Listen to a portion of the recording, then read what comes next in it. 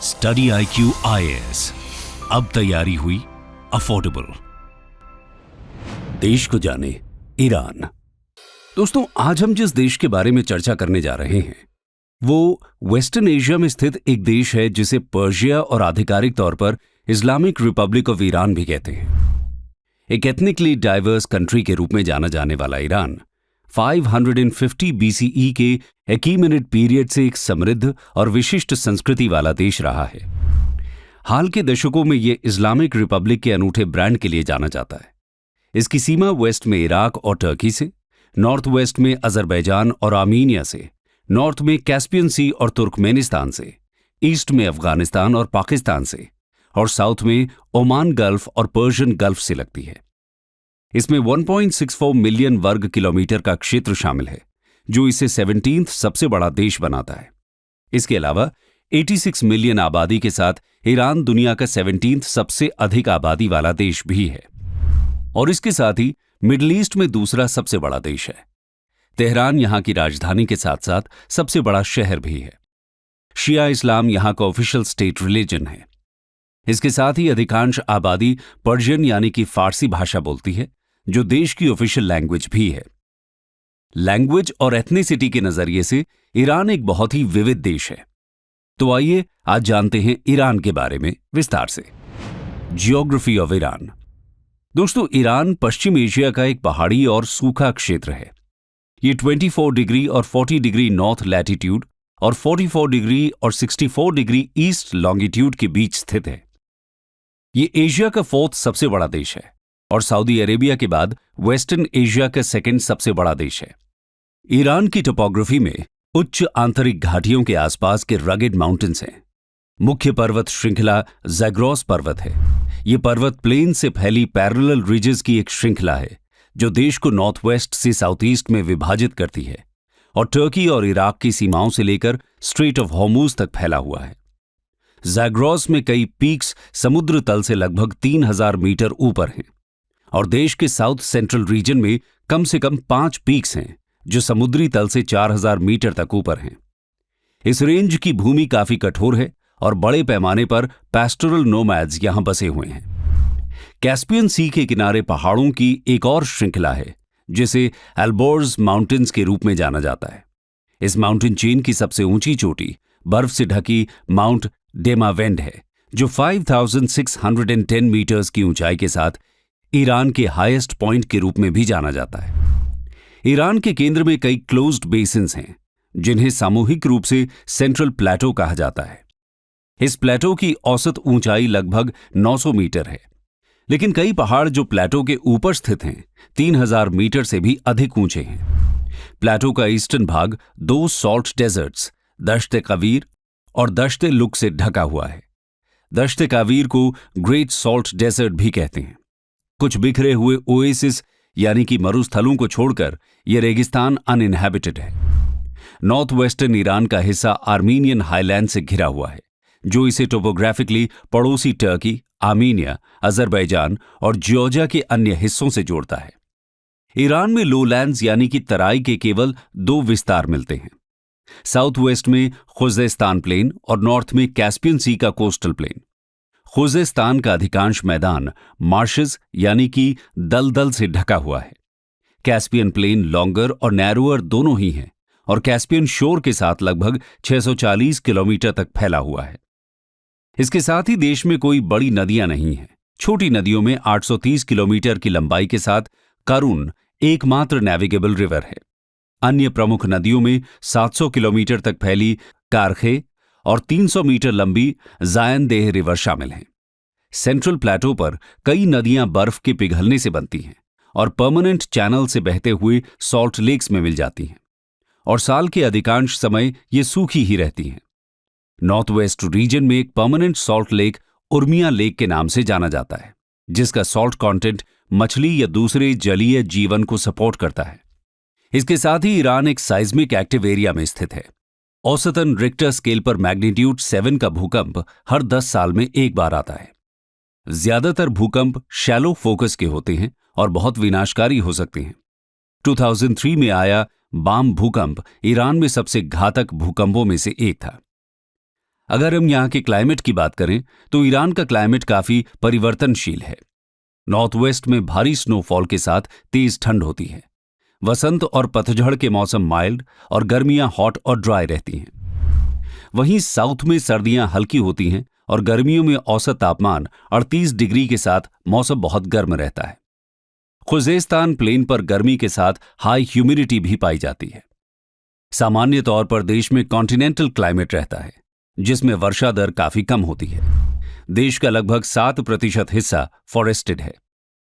Okay, ऐश, Elm, Cyprus और अन्य मूल्यवान पेड़ कैस्पियन सी से उठने वाली माउंटेन स्लोप्स पर व्यापक रूप में पाए जाते हैं। ईरान के प्रमुख वनों में नॉर्थ डिस्ट्रिक्ट्स के Caspian forest, north eastern district के लाइमस्टोन फॉरेस्ट्स, साउथ और साउथ ईस्टर्न डिस्ट्रिक्ट्स के पिस्टाशियो फॉरेस्ट्स, सेंट्रल और वेस्टर्न रीजन के ओक फॉरेस्ट्स, कावीर डेजर्ट रीजन के श्रब्स और सदर्न कोस्ट के सब ट्रॉपिकल फॉरेस्ट्स शामिल हैं। इसके साथ ही ईरान के प्रसिद्ध वन्य जीवों में से एक एंडेंजर्ड एशियाटिक चीता शामिल है, जो अब केवल ईरान में ही जीवित है। देश की अन्य वाइल्ड लाइफ्स में bear, Eurasian lynx, fox, gazelles, jackals, panthers इत्यादि शामिल हैं। पर्शियन लेपर्ड, जो दुनिया की सबसे बड़ी लेपर्ड सब स्पीशीज है, मुख्य रूप से ईरान में ही देखने को मिलते हैं। दोस्तों, ये था ईरान की जियोग्राफी का एक विवरण। अब नजर डालते हैं यहां के इतिहास पर। हम जब भी ईरान के इतिहास की बात करते हैं तो पहला नाम आता है महान पर्शियन एम्पायर का, जिसकी सीमा यूरोप में ग्रीस से लेकर भारत तक फैली हुई थी और पर्शियन किंग साइरस के शासन में यह एम्पायर अपने चरमोत्कर्ष पर था। आइए जानते हैं ईरान के इतिहास को थोड़े विस्तार से। History of Iran. दोस्तों, नॉर्दर्न ईरान के कशाफरुद और गंज पर मिले archaeological artifacts lower palaeolithic age के बाद से ईरान में मानव उपस्थिति की पुष्टि करते हैं। इरेनियन प्लेटो में दर्जनों प्री हिस्टोरिक साइट्स मौजूद हैं, जो 4000 बीसी के आसपास प्राचीन संस्कृतियों और शहरी बस्तियों के अस्तित्व की ओर इशारा करते हैं। 2000 बीसी के दौरान आधुनिक ईरान की सीमा क्षेत्रों पर मीडियन, पर्शियन और पार्थियन ट्राइब्स का प्रभुत्व होने लगा था। लेट 10th सेंचुरी से लेकर 7th सेंचुरी बीसी के अंत तक इरेनियन पीपल नॉर्थ मेसोपोटामिया में स्थित असीरियन एम्पायर के अंतर्गत थे। 730 बीसी के आसपास इस क्षेत्र में मीडियन ट्राइब्स की यूनिफिकेशन ने मीडियन एम्पायर की नींव रखी और 615 बीसी तक मीडियन एम्पायर ने वर्तमान के ईरान के लगभग पूरे क्षेत्र पर नियंत्रण बना लिया था। इसके बाद 550 बीसी के आसपास साइरस द ग्रेट ने पर्शियन रिवोल्ट के दौरान मीडियन एम्पायर पर कब्जा कर लिया और इस तरह यहां अकीमेनिड एम्पायर की शुरुआत हुई। अकीमेनिड एम्पायर को फर्स्ट पर्शियन एम्पायर के रूप में भी जाना जाता है। इसके उपरांत 4th सेंचुरी बीसी के दौरान अलेक्जेंडर द ग्रेट ने अकीमेनिड एम्पायर पर आक्रमण किया और अंतिम अकीमेनिड सम्राट डेरियस द थर्ड को हराकर इस क्षेत्र पर अपना कब्जा जमाया। इन सभी साम्राज्यों के बाद 2nd सेंचुरी बीसी में पार्थियन एम्पायर ईरान में मुख्य शक्ति बन गया और लगभग 5 शताब्दियों तक एक फ्यूडल मॉनर्की के रूप में इनका साम्राज्य जारी रहा। 224 सीई में पार्थियन एम्पायर को हटाकर ससेनियन एम्पायर का राज शुरू हुआ। ससेनियन एम्पायर की अधिकांश अवधि रोमन पर्शियन वॉर्स में गुजर गई। Roman Persian war Greco Roman और ईरानी साम्राज्य के बीच संघर्ष की एक श्रृंखला थी। इस क्षेत्र में इन युद्धों ने 7वीं शताब्दी में ईरान पर अरब आक्रमण का रास्ता खोल दिया। ससेनियन एम्पायर को शुरू में रशीदुन कैलिफेट यानी खलीफा द्वारा पराजित किया गया था। इसके बाद उमैयद कैलिफेट और अब्बासिद कैलिफेट ने यहां शासन किया। 2 सेंचुरीज के अरब शासन के बाद तहीरिड्स, सफारिड्स, समानिड्स और बुयिड्स जैसे सेमी इंडिपेंडेंट किंगडम्स उभरने लगे। इस दौरान ईरान का फलता फूलता साहित्य, विज्ञान, चिकित्सा और कला ईरान सभ्यता के लिए एक नए युग के निर्माण में प्रमुख तत्व बन गए। इस युग को इस्लामिक गोल्डन एज के रूप में भी जाना जाता है, जो 10वीं और 11वीं शताब्दी तक अपने चरम पर पहुंच गया था। दोस्तों, 1219 से 1221 के दौरान जंगीज खान की मंगोल सेना द्वारा ईरान को विनाशकारी आक्रमण का सामना करना पड़ा। कुछ इतिहासकारों के अनुसार मंगोल हिंसा और लूटपाट ने इरेनियन प्लेटो की 3/4 आबादी को मार डाला था। कुछ दूसरे इतिहासकारों ने यह भी अनुमान लगाया है कि ईरान की आबादी 20वीं शताब्दी के मध्य तक प्री मंगोल लेवल तक नहीं पहुंच पाई थी। इसके बाद 1370 में फिर से एक बार ईरान पर हमला हुआ और इस बार यह हमला किया था तिमोर ने। तिमोरिद एम्पायर की स्थापना की, जो अगले 156 वर्षों तक चला। तिमूर की मृत्यु के बाद इनका कोई वंशज शासन करने के काबिल नहीं था। इसके बाद करीब 1501 में सफाविद डिनेस्टी की शुरुआत हुई। ससेनियन एम्पायर के बाद ईरान की खोई हुई पहचान को सफाविद डिनेस्टी ने पुनर्स्थापित किया। सफाविद शाहों ने इस्लाम के शिया ब्रांच को बढ़ावा दिया। नतीजतन आधुनिक समय में ईरान दुनिया का एकमात्र आधिकारिक शिया राष्ट्र है। एक समय में सफाविद डिनेस्टी दो तरफ से सुन्नी इस्लाम एम्पायर से घिरा हुआ था। एक तरफ था टर्किश ऑटोमन एम्पायर और दूसरी तरफ भारत के मुगल एम्पायर। हालांकि शिया सुन्नी विवादों के कारण ये सभी साम्राज्य आपस में कभी भी साथ नहीं हो पाए। सफाविद एम्पायर और ऑटोमन एम्पायर के बीच सदियों से चल रही प्रतिद्वंद्विता ने कई ऑटोमन इरेनियन वॉर्स को जन्म दिया। 1600 के दशक के अंत और 1700 की शुरुआत में धीरे धीरे सफाविद एम्पायर समाप्त होने लगा और इसी बीच इस क्षेत्र में अफगानों की पकड़ मजबूत होने लगी। 1729 में अफशरीद एम्पायर के शासक नादिर शाह ने सत्ता हथिया ली और खुद को ईरान का शासक घोषित कर दिया, जिसका साम्राज्य उत्तर भारत तक था। लेकिन 1747 में नादिर शाह की हत्या के बाद यहां अराजकता यानी एनार्की की स्थिति बन गई। नादिर शाह के सेनापतियों में से एक करीम खान ने 1750 में यहां जांद डिनेस्टी की स्थापना की। 1779 में करीम खान की मृत्यु के बाद इस क्षेत्र में सत्ता के लिए युद्ध और सिविल वॉर की शुरुआत हो गई। इस दौरान आगा मोहम्मद खान का उदय हुआ, जिसने 1794 में कजर वंश की स्थापना की। इस एम्पायर ने 1925 तक ईरान पर राज किया और इसी दौरान उलेमा यानी इस्लाम के विद्वानों को पॉलिटिकल पावर मिला। हालांकि आगा मोहम्मद खान के शासन के अलावा कजर एम्पायर कुशासन की एक सदी के रूप में जाना जाता है। इसी वंश के दौरान ईरान में तेल की खोज हुई। 1908 में पहली बार व्यावसायिक रूप से एक्सप्लॉयटेबल पेट्रोलियम डिपॉजिट्स पाए गए और इसके साथ ही इस क्षेत्र में सोवियत यूनियन और ब्रिटेन के बीच एक पावर प्ले की शुरुआत हुई। हालांकि ब्रिटेन ईरान में सभी तेल को नियंत्रित करने में सफल रहा और वर्ल्ड वॉर I के बाद यहां का पूरा तेल ब्रिटेन द्वारा एक्सप्लोर किया जा रहा था। दोस्तों, कजर वंश का शासन 1921 में हुए एक तख्ता पलट के साथ खत्म हुआ और इसी क्रम में 1925 में इरेनियन मिलिट्री ऑफिसर रिजा शाह द्वारा पहलवी डिनेस्टी की शुरुआत हुई। पहलवी डिनेस्टी ईरान का अंतिम शाही राजवंश था, जिसने 1925 से 1979 के बीच 54 वर्षों तक शासन किया। इस शासन के तहत इरेनियन स्टेट का आधिकारिक नाम इंपीरियल स्टेट ऑफ पर्शिया था। इसके अलावा 1935 में रिजा शाह ने इस क्षेत्र को पर्शिया के बदले ईरान नाम से संबोधित करने को कहा। सेकेंड वर्ल्ड वॉर के दौरान रिजा शाह और ब्रिटेन के बीच संबंध बिगड़ने लगे और 1941 में ईरान के एंग्लो सोवियत आक्रमण के बाद एलाइड राष्ट्रों द्वारा रिजा शाह को गद्दी छोड़ने पर मजबूर किया जाने लगा। उनके उत्तराधिकारी के रूप में उनके 21 वर्षीय बेटे मोहम्मद रिजा पहलवी इस डिनेस्टी के अंतिम शाह बने। मोहम्मद रिजा के शासन के दौरान देश में डेमोक्रेसी को बढ़ावा मिला और इसी क्रम में 1951 के इलेक्शंस के तहत मोहम्मद मोसादेक को देश का प्राइम मिनिस्टर चुना गया। मोसादेक ने ईरान में मौजूद सभी ऑयल रिसोर्सेज को नेशनलाइज कर दिया और इस वजह से यहां पर ब्रिटेन की मोनोपोली खतरे में पड़ गई। इसी कारण 1953 में ईरानी तख्ता पलट के तहत उन्हें पीएम के पद से हटा दिया गया, जो कि एक एंग्लो अमेरिकन सीक्रेट ऑपरेशन था। इस घटना के बाद शाह मोहम्मद रिजा पहलवी ने पावर को अपने हाथों में कॉन्सेंट्रेट करना शुरू कर दिया और लगभग एक दशक तक अमेरिका और कुछ अन्य विदेशी सरकारों के साथ घनिष्ठ संबंधों में रहा। 1963 में मोहम्मद रिजा ने ईरान में रिफॉर्म लाना शुरू किया, जिसे व्हाइट रेवोल्यूशन के नाम से जाना जाता है। इन रिफॉर्म से देश मॉडर्नाइज होने लगा, जिसके परिणाम स्वरूप आने वाले दशक में high education growth, high economic growth और रैपिड अर्बनाइजेशन देखने को मिला। इन सब रिफॉर्म्स के कारण मोहम्मद रिजा की छवि वेस्टर्न कल्चर के प्रोमोटर के रूप में विकसित होने लगी।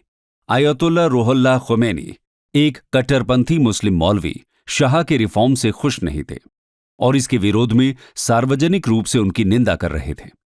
इस कार्य के लिए उन्हें गिरफ्तार किया गया और 1964 में जब उन्होंने माफी मांगने से इनकार किया तो अंततः उन्हें देश निकाला दे दिया गया। इसके उपरांत 1973 में तेल की बढ़ती कीमतों के कारण देश में इकोनॉमिक रिसेशन की स्थिति बन गई, जिसके कारण महंगाई दर बढ़ने लगी और बेरोजगारी दर में भी वृद्धि हुई। 1970 के दशक के अंत तक कई लोगों ने शाह के शासन का विरोध करना शुरू कर दिया। इन प्रदर्शनों के बाद मोहम्मद रिजा अमेरिका भाग गए और इसी दौरान फरवरी 1979 को फ्रांस में निर्वासित जीवन बिता रहे धार्मिक नेता आयतुल्लाह खुमैनी वापस लौटे और इरानियन रेवोल्यूशन का नेतृत्व किया, जिसने तत्कालीन शाह को सत्ता से बेदखल कर दिया और ईरान के साथ साथ मिडिल ईस्ट की दशा और दिशा बदल दी। इसके साथ ही क्रांति के बाद से आयतुल्लाह खुमैनी ईरान के सबसे बड़े नेता बन गए। आइए एक नजर डालते हैं ईरान की राजनीतिक व्यवस्था पर। Polity of Iran. Iran Islamic Republic की राजनीतिक व्यवस्था 1979 के संविधान पर आधारित है। 1979 में शाह मोहम्मद रजा पहलवी और उसके वेस्टर्न सेक्युलर पॉलिसी को ईरान के इस्लामिक रेवोल्यूशन द्वारा उखाड़ फेंका गया और इसके साथ ही यहां की हजारों वर्ष पुरानी मोनार्की की जगह पर एक थियोक्रेटिक रिपब्लिक की स्थापना हुई। जनमत संग्रह यानी कि रेफरेंडम द्वारा अपनाया गया इसका संविधान एग्जीक्यूटिव, लेजिस्लेटिव और जुडिशरी के बीच सेपरेशन ऑफ पावर्स का उपयोग करता है। ईरान का संविधान दो बुनियादों पर आधारित है, एक रिपब्लिकन यानी कि गणतांत्रिक और दूसरा रिलीजियस यानी कि धार्मिक। देश का प्रमुख एक शिया मौलवी होता है जिसे इस्लामिक रेवोल्यूशन के सुप्रीम लीडर के रूप में जाना जाता है और असेंबली एक्सपर्ट्स द्वारा नियुक्त किया जाता है। देश की पार्लियामेंट और प्रेसिडेंट दोनों ही लोगों द्वारा चुने जाते हैं। इस्लामिक रिपब्लिक की स्थापना के बाद से केवल दो सुप्रीम लीडर्स रहे हैं, जिनमें पहले लीडर आयतुल्लाह रूहुल्लाह खुमैनी 1979 से 1989 तक सत्ता में थे। वर्तमान सुप्रीम लीडर अली खमैनी 1989 से सत्ता में हैं और न केवल सभी राजनीतिक मुद्दों पर फैसला करते हैं, बल्कि मिलिट्री, जुडिशरी, गार्डियन काउंसिल और स्टेट मीडिया को भी नियंत्रित करते हैं। इसके अलावा उन्हें सीधे सरकार और न्यायपालिका के काम में हस्तक्षेप करने का अधिकार भी है। अगर हम चुनाव की बात करें तो ईरान में राष्ट्रीय स्तर पर हेड ऑफ गवर्नमेंट यानी कि प्रेसिडेंट, लेजिस्लेचर यानी कि मजलिस और एक्सपर्ट असेंबली के चुनाव होते हैं। जनवरी 2007 तक वोटिंग एज महज 15 वर्ष की थी, जो विश्व स्तर पर सबसे कम थी। 2007 में वोटिंग एज को 15 से बढ़ाकर 18 वर्ष किया गया। असेंबली ऑफ एक्सपर्ट्स कुल 88 मुज्तहिदों का एक निकाय है। इसके सदस्यों को 8 साल के लिए डायरेक्ट पब्लिक वोटिंग द्वारा चुना जाता है। इस सभा के कर्तव्य ईरान के सुप्रीम लीडर का चुनाव करना या उसे हटाना होता है। सुप्रीम लीडर के बाद प्रेसिडेंट ईरान के दूसरे सर्वोच्च पद का अधिकारी है। राष्ट्रपति को नागरिकों द्वारा 4 साल के कार्यकाल के लिए चुना जाता है। संसद द्वारा शपथ लेने से पहले राष्ट्रपति को सुप्रीम लीडर की आधिकारिक स्वीकृति प्राप्त करने की आवश्यकता होती है।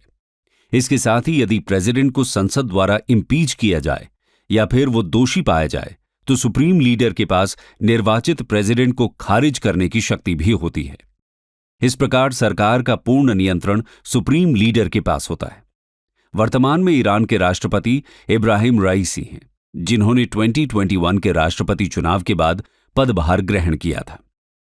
दोस्तों, ईरान के प्रधानमंत्री का कार्यालय 1906 में स्थापित किया गया था और 1989 तक अस्तित्व में रहा। कॉन्स्टिट्यूशनल रेफरेंडम के बाद पीएम के कार्यालय को समाप्त कर दिया गया। मोशीर अल-दौलेह ईरान के पहले और मीर हुसैन मौसवी अंतिम प्रधानमंत्री थे। अगर हम जुडिशरी की बात करें तो यहां की जुडिशरी में एक supreme court, supreme judicial council और लोअर कोर्ट्स शामिल हैं। सुप्रीम लीडर देश की जुडिशरी के प्रमुख की नियुक्ति करता है। चीफ जस्टिस और प्रोसिक्यूटर जनरल को शिया कानून का स्पेशलिस्ट होना अनिवार्य है, जिन्होंने मुज्तहिद का दर्जा प्राप्त किया हो। 1979 के संविधान के तहत सभी जजेस को शरिया कानून पर आधारित फैसले करने होते हैं। Iran IAEA, G15, IMO, Interpol, OPEC, WHO सहित दर्जनों इंटरनेशनल ऑर्गेनाइजेशंस का सदस्य है। वर्तमान में ईरान को वर्ल्ड ट्रेड ऑर्गेनाइजेशन में ऑब्जर्वर कंट्री का दर्जा प्राप्त है। इसके साथ ही 2022 में ईरान शंघाई कोऑपरेशन ऑर्गेनाइजेशन का पूर्ण सदस्य बन चुका है। आइए अब देखते हैं यहां की अर्थव्यवस्था को। Economy of Iran. एक बड़े स्टेट ओन्ड सेक्टर के साथ ईरान की अर्थव्यवस्था एक मिश्रित यानी कि मिक्स्ड इकोनॉमी के रूप में जानी जाती है। परचेसिंग पावर पैरिटी के आधार पर ईरान दुनिया का 21st सबसे बड़ा देश है। दुनिया के 10% और थर्ड लार्जेस्ट तेल भंडार और 15% और सेकंड लार्जेस्ट नेचुरल गैस भंडार के साथ ये देश एनर्जी सुपर पावर माना जाता है। यहां की करेंसी को इरानियन रियाल के रूप में जाना जाता है। 1979 से पहले ईरान का आर्थिक विकास तेजी से हुआ था। परंपरागत रूप से एक कृषि प्रधान समाज में 1970 के दशक तक महत्वपूर्ण औद्योगिकरण और आर्थिक आधुनिकीकरण हुए। हालांकि 1978 के दौरान ईरान रेवोल्यूशन के कारण विकास की यह गति काफी धीमी हो गई। 1979 में रेवोल्यूशन के खत्म होते ही ईरान की सरकार ने 4 सुधार यानी कि रिफॉर्म्स को इंट्रोड्यूस किया। सबसे पहले सभी ईरानी बैंक्स सहित सभी इंडस्ट्रीज का नेशनलाइजेशन किया गया, जिसमें NIOC यानी कि नेशनल इरानियन ऑयल कंपनी भी शामिल थी। इसके साथ ही नए संविधान ने इकोनॉमी को स्टेट, कोऑपरेटिव और प्राइवेट के रूप में 3 अलग अलग क्षेत्रों में विभाजित किया, जिसमें अधिकांश स्टेट ओन्ड बिजनेसेस शामिल हैं। इसके अलावा सरकार ने इकोनॉमी को कंट्रोल करने के लिए सेंट्रल प्लानिंग का उपयोग करना शुरू किया और साथ ही कीमतों और सब्सिडी को निर्धारित करने का नियंत्रण ले लिया। और इस प्रकार 1979 के बाद से ईरान का long term objective economic freedom, full employment और अपने सिटीजन्स के लिए एक कंफर्टेबल स्टैंडर्ड ऑफ लिविंग प्रदान करना था। लेकिन 20th सेंचुरी के अंत में देश की आर्थिक स्थिति को कई बाधाओं का सामना करना पड़ा। 20 सालों की अवधि में ईरान की जनसंख्या दोगुनी से अधिक हो गई, जिसमें यंग पॉपुलेशन तेजी से बढ़ रही है। हालांकि आबादी का एक बड़ा हिस्सा खेती से जुड़ा रहा, लेकिन 1960 के दशक के बाद एग्रीकल्चरल प्रोडक्शन में लगातार गिरावट आई। 1990 के दशक के अंत तक ईरान एक प्रमुख फूड इंपोर्टर बन चुका था और ग्रामीण इलाकों में आर्थिक कठिनाइयों ने बड़ी संख्या में लोगों को शहरों की ओर पलायन करने के लिए प्रेरित किया। 1979 में हुए रिफॉर्म्स और नेशनलाइजेशन और इसके साथ ईरान इराक युद्ध की वजह से ईरान की 80% से अधिक अर्थव्यवस्था सरकार के नियंत्रण में आ गई।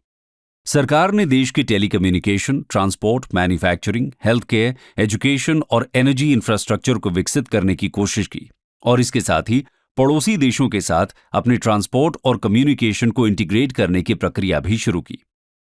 यहां के मुख्य इंडस्ट्रीज में petroleum, petrochemicals, fertilisers, electronics, power, telecom, construction material, vegetable oil production इत्यादि शामिल हैं।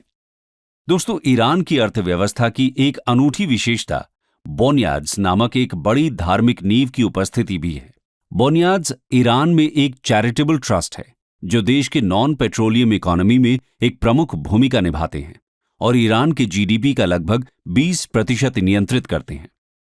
तो दोस्तों, आज हमने ईरान के बारे में कई तथ्यों को जाना। अगर आप भी इस देश से जुड़े ऐसे कोई तथ्य जानते हैं तो नीचे कमेंट सेक्शन में हमारे साथ साझा जरूर करें।